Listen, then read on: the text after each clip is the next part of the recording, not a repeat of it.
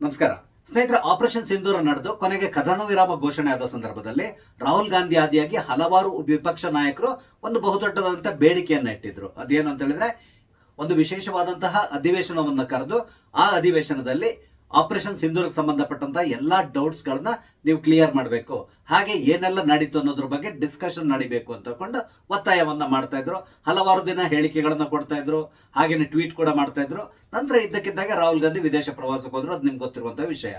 ರಾಹುಲ್ ಗಾಂಧಿ ಏನ್ ಹೇಳಿದ್ರು ಅದನ್ನೇ ಉಳಿದವರು ಎಲ್ಲರೂ ಕೂಡ ಎಂಡೋರ್ಸ್ ಮಾಡ್ತಾ ಇದ್ರು, ಅಂದ್ರೆ ವಿಪಕ್ಷದವರು. ಅದೇ ಸಂದರ್ಭದಲ್ಲಿ ಬಹಳಷ್ಟು ಜನ ಹೇಳ್ತಾ ಇದ್ರು, ಆ ರೀತಿಯಾದಂತಹ ವಿಶೇಷ ಅಧಿವೇಶನವನ್ನ ಕರಿಬೇಕಾದಂತ ಅವಶ್ಯಕತೆ ಇಲ್ಲ, ಅದಕ್ಕೆ ಬದಲಾಗಿ ಮಳೆಗಾಲದ ಅಧಿವೇಶನದ ಸಂದರ್ಭದಲ್ಲಿ ಇದರ ಬಗ್ಗೆ ಡಿಸ್ಕಷನ್ ಮಾಡಬಹುದಲ್ಲ ಅಂತ ಕೂಡ ಸಜೆಷನ್ ಕೊಟ್ಟಿದ್ರು. ಅದೇ ಸಂದರ್ಭದಲ್ಲಿ ನಾನು ಕೂಡ ಒಂದು ವಿಡಿಯೋವನ್ನ ಮಾಡಿದ್ದೆ. ಆ ವಿಡಿಯೋದಲ್ಲಿ ನಾನು ಅತ್ಯಂತ ಕ್ಲಿಯರ್ ಆಗಿ ಹೇಳಿಬಿಟ್ಟಿದ್ದೇನೆ, ವಿಶೇಷವಾದಂತಹ ಅಧಿವೇಶನ ಕರೀಬೇಕಾದಂತಹ ಅವಶ್ಯಕತೆ ಇಲ್ಲ. ಕಾರಣ ಏನು ಅಂತ ಹೇಳಿದ್ರೆ, ವಿಶೇಷವಾದಂತಹ ಅಧಿವೇಶನವನ್ನು ಕರೆದ್ರು ಕೂಡ ಇವರು ಯಾವುದೇ ರೀತಿಯಾದಂತಹ ಚರ್ಚೆಯಲ್ಲಿ ಭಾಗವಹಿಸೋದಿಲ್ಲ. ಅದಕ್ಕೆ ಬದಲಾಗಿ ಗಲಭೆ ಮಾಡಿಕೊಂಡು ಕಾಲಹರಣ ಮಾಡ್ತಾರೆ ಹೊರತು ಬೇರೆ ಏನು ಮಾಡೋದಿಲ್ಲ.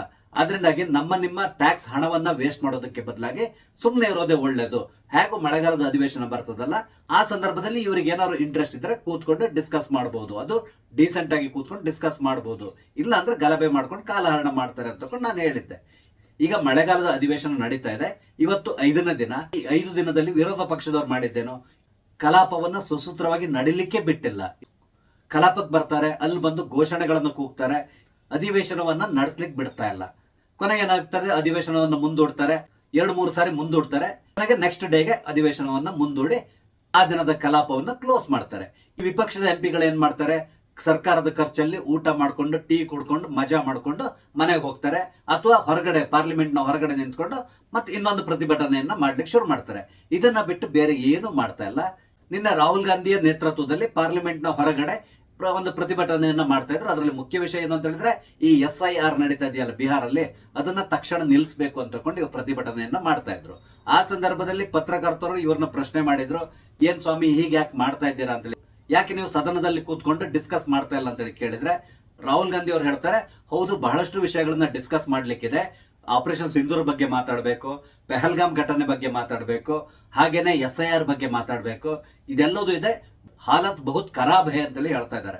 ಯಾರ ಹಾಲತ್ ಖರಾಬ್ ಆಗಿದೆಯೋ ಗೊತ್ತಿಲ್ಲ, ಆದ್ರೆ ಡಿಸ್ಕಸ್ ಮಾಡೋದಾದ್ರೆ ಎಲ್ಲಿ ಮಾಡ್ಬೇಕು, ಸದನದಲ್ಲಿ ಕೂತ್ಕೊಂಡು ಡಿಸ್ಕಸ್ ಮಾಡಬೇಕು. ಅದಕ್ಕಾಗಿ ಇವ್ರು ಮಾಡ್ಬೇಕಾಗಿದ್ದೇನೋ, ಸದನದಲ್ಲಿ ಕೆಲವೊಂದು ನಿಯಮಾವಳಿಗಳಿರ್ತದೆ, ಆ ನಿಯಮಾವಳಿ ಪ್ರಕಾರ ಇವರು ಭಾಗವಹಿಸಬೇಕು, ಪ್ರಶ್ನೆಗಳನ್ನ ಕೇಳಬೇಕು, ಅದಕ್ಕೆ ಸರಿಯಾದಂತ ಉತ್ತರವನ್ನ ತಗೊಳ್ಬೇಕು. ಅದಕ್ಕೆ ಬದಲಾಗಿ ಸದನ ಪ್ರಾರಂಭ ಆದ ತಕ್ಷಣ ಇವರು ಘೋಷಣೆಗಳನ್ನ ಕೂಗ್ಲಿಕ್ಕೆ ಶುರು ಮಾಡ್ತಾರೆ, ಯಾರಿಗೂ ಕೂಡ ಮಾತಾಡ್ಲಿಕ್ಕೆ ಬಿಡೋಲ್ಲ. ಒಂದ್ ವೇಳೆ ವಿರೋಧ ಪಕ್ಷದಲ್ಲಿರುವಂತವರೇ ಯಾರಾದ್ರೂ ಮಾತಾಡ್ಲಿಕ್ಕೆ ನಿಂತ್ರೆ ಅವರ ಮೈಕ್ ಹತ್ರ ಹೋಗಿ ನಿಂತ್ಕೊಂಡು ಘೋಷಣೆಗಳನ್ನ ಕೂಗ್ತಾರೆ, ಅಂದ್ರೆ ಅವರು ಕೂಡ ಮಾತಾಡೋದು ಬೇರೆಯವ್ರಿಗೆ ಕೇಳಿಸಬಾರ್ದು ಅಂತಕೊಂಡು. ಈ ರೀತಿಯಾದಂತಹ ಬಿಹೇವಿಯರ್ ನ ಈ ವಿರೋಧ ಪಕ್ಷದವರು ತೋರ್ತಾ ಇದ್ದಾರೆ. ಹಾಗಾದ್ರೆ ಅಧಿವೇಶನವನ್ನ ಕರೆಯುವಂತಹ ಅವಶ್ಯಕತೆ ಏನಿದೆ? ಮುಂದಿನ ದಿನಗಳಲ್ಲಿ ನಾನು ಹೇಳೋದಾದ್ರೆ, ಈ ಅಧಿವೇಶನಗಳನ್ನ ಕರೆಯೋದೇ ವೇಸ್ಟ್ ಅನ್ಸ್ತದೆ. ಕಾರಣ ಏನು ಅಂತ ಹೇಳಿದ್ರೆ, ಈ ಅಧಿವೇಶನಕ್ಕೆ ಇವರೆಲ್ಲರೂ ಬಂದು ಗಲಭೆ ಮಾಡ್ಕೊಂಡು ಹೋಗ್ತಾರೆ.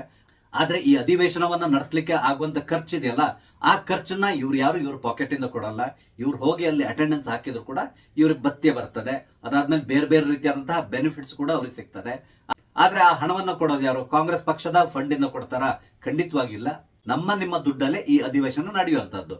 ನಾವು ಇವ್ರನ್ನೆಲ್ಲರನ್ನು ಆರಿಸಿ ಕಳಿಸಿದ್ದೇವೆ. ಅಲ್ಲಿ ಕೂತ್ಕೊಂಡು ಇವರು ಡೀಸೆಂಟ್ ಆಗಿ ಡಿಸ್ಕಷನ್ ಮಾಡಬೇಕು. ಏನೇ ಆರೋಪಗಳಿರಲಿ ಆ ಆರೋಪಗಳನ್ನ ಮಾಡಿ ಅದಕ್ಕೆ ಸರಿಯಾದಂತ ಉತ್ತರವನ್ನ ಪಡ್ಕೊಳ್ಬೇಕು. ಹಾಗೇನೆ ದೇಶದ ಅಭಿವೃದ್ಧಿ ಸಂಬಂಧಪಟ್ಟಂತ ವಿಷಯಗಳ ಬಗ್ಗೆ ಅಲ್ಲಿ ಒಳ್ಳೆ ರೀತಿಯಾದಂತ ಚರ್ಚೆ ಆಗ್ಬೇಕು. ಆದ್ರೆ ಇಲ್ಲಿ ಇವ್ರು ಮಾಡ್ತಾ ಇರೋದೇನು, ಗಲಭೆಯನ್ನು ಮಾಡ್ತಾ ಇದ್ದಾರೆ ಹೊರತು ಬೇರೆ ಏನು ಮಾಡ್ತಾ ಇಲ್ಲ. ರಾಹುಲ್ ಗಾಂಧಿ ಅವರು ನಿನ್ನೆ ಇನ್ನೊಂದು ಮಾತನ್ನ ಹೇಳಿದ್ರು. ಅದು ಏನಂತ ಹೇಳಿದ್ರೆ, ಪ್ರಧಾನಿ ನರೇಂದ್ರ ಮೋದಿ ಭಾಗ್ ಗಯಾ ಅಂತ ಹೇಳ್ಕೊಂಡು ಹೇಳಿದ್ರು. ಅಂದ್ರೆ ನರೇಂದ್ರ ಮೋದಿ ಅವರು ಓಡಿ ಹೋಗಿದ್ದಾರೆ ಅಂತೇಳಿ ಹೇಳಿದ್ರು, ದೇಶವನ್ನ ಬಿಟ್ಟು ಓಡಿ ಹೋಗ್ಬಿಟ್ಟಿದ್ದಾರೆ ಅಂತ ಹೇಳ್ಕೊಂಡು ಹೇಳಿದ್ರು. ಅದೇ ರೀತಿಯಲ್ಲಿ ಜಯರಾಮ್ ರಮೇಶ್ ಅವರು ಕೂಡ ಒಂದು ಹೇಳಿಕೆಯನ್ನು ಕೊಟ್ಟಿದ್ದಾರೆ. ನರೇಂದ್ರ ಮೋದಿ ಅವರು ಸದನಕ್ಕೆ ಬರ್ತಾ ಇಲ್ಲ, ಅವ್ರು ಎಲ್ಲಿದ್ದಾರೆ ಅಂತೇಳಿ ಗೊತ್ತಿಲ್ಲ, ಈ ರೀತಿಯಾಗಿ ಹೇಳಿಕೆಯನ್ನು ಕೊಟ್ಟಿದ್ದಾರೆ. ಆದ್ರೆ ನರೇಂದ್ರ ಮೋದಿ ಅವರು ಎಲ್ಲಿ ಹೋಗಿದ್ದಾರೆ ಅನ್ನೋದು ಎಲ್ಲರಿಗೂ ಗೊತ್ತಿರುವಂತಹ ವಿಷಯ. ಅವ್ರು ಒಟ್ಟಿಗೆ 4 ದಿನದ ವಿದೇಶ ಪ್ರವಾಸದಲ್ಲಿದ್ದಾರೆ. ಅದರಲ್ಲಿ 2 ದಿನ ಇಂಗ್ಲೆಂಡ್ ನಲ್ಲಿ ಕಳೆದಿದ್ದಾರೆ. ಅದಾದ್ಮೇಲೆ ಇವತ್ತಿಗೆ ಅವರು ಮಾಲ್ಡೀವ್ಸ್ ನ ತಲುಪಿದ್ದಾರೆ. ಇನ್ನು 2 ದಿನ ಅಲ್ಲಿ ಮಾಲ್ಡೀವ್ಸ್ ನಲ್ಲಿ ಇರ್ತಾರೆ. ಮೋಸ್ಟ್ಲಿ ನಾಳೆ ನೈಟ್ ಅವರು ಭಾರತಕ್ಕೆ ವಾಪಸ್ ಬರ್ತಾ ಇದ್ದಾರೆ. ಅವ್ರು ಯಾಕೆ ಪ್ರವಾಸಕ್ಕೆ ಹೋಗಿದ್ದಾರೆ ಎಲ್ಲದೂ ಕೂಡ ಎಲ್ಲರಿಗೂ ಗೊತ್ತಿರುವಂತಹ ವಿಷಯ. ಇಲ್ಲಿ ಇನ್ನೊಂದು ವಿಷಯ ಏನಂತ ಹೇಳಿದ್ರೆ, ಪ್ರಧಾನಿಗಳ ಪ್ರವಾಸ ಯಾವಾಗ್ಲೂ ಫಿಕ್ಸ್ ಆಗಿರ್ತದೆ. ಯಾಕಂತ ಹೇಳಿದ್ರೆ ಅದು ಯಾವ್ದು ಕೂಡ ಸಡನ್ ಆಗಿ ಫಿಕ್ಸ್ ಆಗುವಂತದ್ದಲ್ಲ, ಅದು ಯಾವತ್ತೂ ಫಿಕ್ಸ್ ಆಗಿರ್ತದೆ. ಅದ್ರ ಪ್ರಕಾರದಲ್ಲಿ ಅವ್ರ ಪ್ರವಾಸವನ್ನ ಮಾಡ್ತಾ ಇರ್ತಾರೆ, ಬೇರೆ ಬೇರೆ ದೇಶಗಳಿಗೆ ಹೋಗ್ಬೇಕಾಗ್ತದೆ. ಅದರಲ್ಲಿ ಈ ಬಾರಿ ಅವರ UK ಪ್ರವಾಸ ಏನಿದೆ ಅದು ಅತ್ಯಂತ ಯಶಸ್ವಿ ಪ್ರವಾಸ ಅಂತಕೊಂಡೆ ಬಣ್ಣಿಸ್ತಾ ಇದ್ದಾರೆ. ಕಾರಣ ಏನು ಅಂತ ಹೇಳಿದ್ರೆ, ಬಹುಕಾಲದಿಂದ ನೆನೆಗುದಿಯಲ್ಲಿದ್ದಂತಹ ಫ್ರೀ ಟ್ರೇಡ್ ಅಗ್ರಿಮೆಂಟ್ ಏನಿದೆ ಅದಕ್ಕೆ ಈಗ ಸಹಿ ಬಿದ್ದಿದೆ. ನಮ್ಮ ದೇಶದಿಂದ ರಫ್ತಾಗುವಂತಹ ಹಲವಾರು ಉತ್ಪನ್ನಗಳಿಗೆ ಯಾವುದೇ ರೀತಿಯಾದಂತಹ ಟ್ಯಾಕ್ಸ್ ಇಂಗ್ಲೆಂಡ್ ನಲ್ಲಿ ಬೀಳೋದಿಲ್ಲ. ಅದರಿಂದಾಗಿ ನಮ್ಮ ದೇಶದ ಪ್ರಾಡಕ್ಟ್ ಗಳಿಗೆ ಅಲ್ಲಿ ಬೇಡಿಕೆ ಜಾಸ್ತಿ ಆಗ್ತದೆ, ಅದರ ಬೆನಿಫಿಟ್ಸ್ ನಮ್ಮ ದೇಶಕ್ಕೆ ಸಿಗುತ್ತೆ. ಇದನ್ನ ಕೂಡ ಅರ್ಥ ಮಾಡ್ಕೋಬೇಕಾಗ್ತದೆ. ಈ ವಿಷಯ ವಿರೋಧ ಪಕ್ಷದವರಿಗೆ ಗೊತ್ತಿಲ್ವಾ? ಖಂಡಿತವಾಗಿ ಗೊತ್ತಿದೆ. ಆದ್ರೂ ಕೂಡ ಅವರು ಈ ರೀತಿಯಾದಂತಹ ಟೀಕೆಯನ್ನ ಮಾಡ್ತಾರೆ. ಅವ್ರು ಎಲ್ಲಿ ಹೋಗಿದ್ದಾರೆ ಗೊತ್ತಿಲ್ಲ, ಅವ್ರು ಓಡಿ ಹೋಗಿದ್ದಾರೆ ದೇಶವನ್ನ ಬಿಟ್ಟು, ಈ ರೀತಿ ಮಾತಾಡ್ತಾ ಇದ್ದಾರೆ. ಈ ರೀತಿ ಮಾತಾಡುವಂತಹ ರಾಹುಲ್ ಗಾಂಧಿ ಮತ್ತೆ ಜಯರಾಮ್ ರಮೇಶ್ ಅವ್ರನ್ನ ಒಂದು ಪ್ರಶ್ನೆ ಕೇಳಬೇಕಾಗ್ತದೆ. ಅದರಲ್ಲಿ ಮುಖ್ಯವಾಗಿ ಜಯರಾಮ್ ರಮೇಶ್ ಅವ್ರನ್ನ ಕೇಳಬೇಕಾಗ್ತದೆ. ಕಾಂಗ್ರೆಸ್ ಪಕ್ಷದ ಯುವ ನೇತಾರ ಅಂತೇಳಿ ಹೇಳಿಸ್ಕೊಳ್ಳುವಂತಹ ಹಾಗೇನೆ ವಿಪಕ್ಷ ನಾಯಕರಾದಂತಹ ರಾಹುಲ್ ಗಾಂಧಿ ಅವರು ಆಗಾಗ ವಿದೇಶ ಪ್ರವಾಸ ಮಾಡ್ತಾ ಇರ್ತಾರೆ.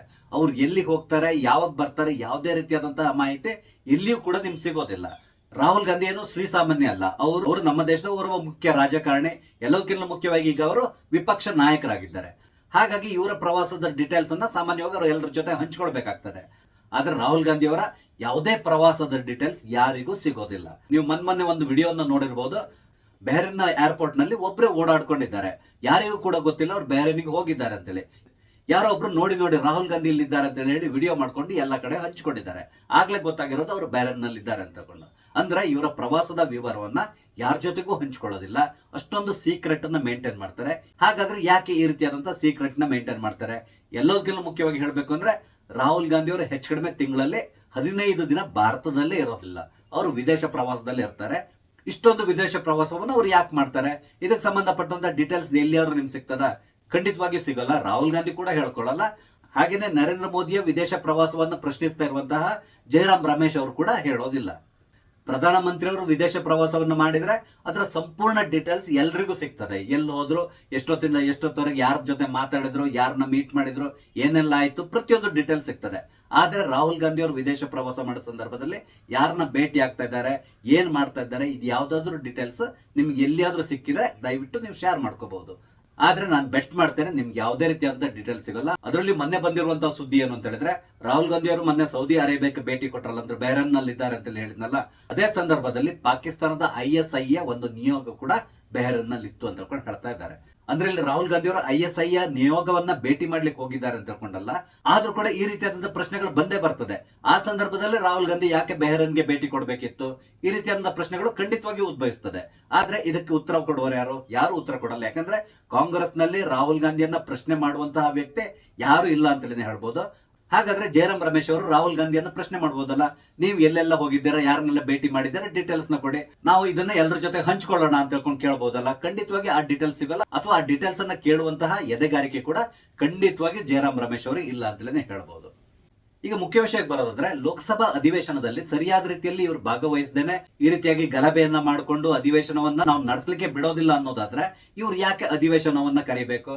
ಒಂದ್ ವೇಳೆ ಅಧಿವೇಶನವನ್ನು ಕರೆದ್ರು ಕೂಡ ಇವ್ರು ಯಾಕೆ ಅಧಿವೇಶನಕ್ಕೆ ಹೋಗ್ಬೇಕು? ಅದಕ್ಕೆ ಬದಲಾಗಿ ಒಂದು ವೈಟ್ ಪೇಪರ್ ನಲ್ಲಿ ಬರೆದು ಕೊಡ್ ಬಿಡ್ಬಹುದಪ್ಪ, ನಾವು ಅಧಿವೇಶನಕ್ಕೆ ಬರೋದಿಲ್ಲ, ಆದ್ರಿಂದಾಗಿ ನಮ್ಗೆ ನಿಮ್ಮ ಯಾವುದೇ ರೀತಿಯಾದಂತಹ ಭತ್ಯೆ ಬೇಕಾಗಿಲ್ಲ, ಸಾರ್ವಜನಿಕರ ಹಣವನ್ನ ಬೇರೆ ಕೆಲಸಕ್ಕೆ ಉಪಯೋಗಿಸಿ ಅಂತೇಳಿ ಒಂದು ಬರೆದು ಕೊಟ್ರೆ ಮುಗಿದು ಹೋಗ್ಬಿಡ್ತದೆ. ಅದಕ್ಕೆ ಬದಲಾಗಿ ಇವರು ಅಧಿವೇಶನಕ್ಕೂ ಬರ್ತಾರೆ, ಅಧಿವೇಶನವನ್ನು ನಡೆಸಲಿಕ್ಕೂ ಕೂಡ ಬಿಡೋದಿಲ್ಲ.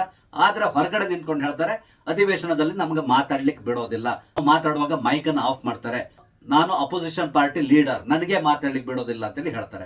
ಯಾರಾದ್ರೂ ರಾಹುಲ್ ಗಾಂಧಿಯನ್ನ ಅಡ್ಡ ಹಾಕಿದಾರ, ನೀನ್ ಮಾತಾಡ್ಬೇಡಪ್ಪ ಅಂತೇಳಿ? ಆ ರೀತಿ ಏನೂ ಇಲ್ಲ. ಅವ್ರಿಗೆ ಬೇಕಷ್ಟು ಅವಕಾಶವನ್ನ ಕೊಡ್ತಾ ಇದ್ದಾರೆ, ಆದ್ರೆ ಮಾತಾಡ್ಲಿಕ್ಕೆ ಇವ್ರಿಗೆ ಇಷ್ಟ ಇಲ್ಲ. ಅದಕ್ಕೆ ಬದಲಾಗಿ ಸುಮ್ಮನೆ ಗಲಭೆಯನ್ನ ಮಾಡಿಕೊಂಡು ಕಾಲಹರಣ ಮಾಡಿಕೊಂಡು ಈ ರೀತಿಯಾಗಿ ನಮ್ಮ ಹಣವನ್ನ ವೇಸ್ಟ್ ಮಾಡ್ತಾ ಇದ್ದಾರೆ ಅನ್ಸ್ತಾ ಇದೆ.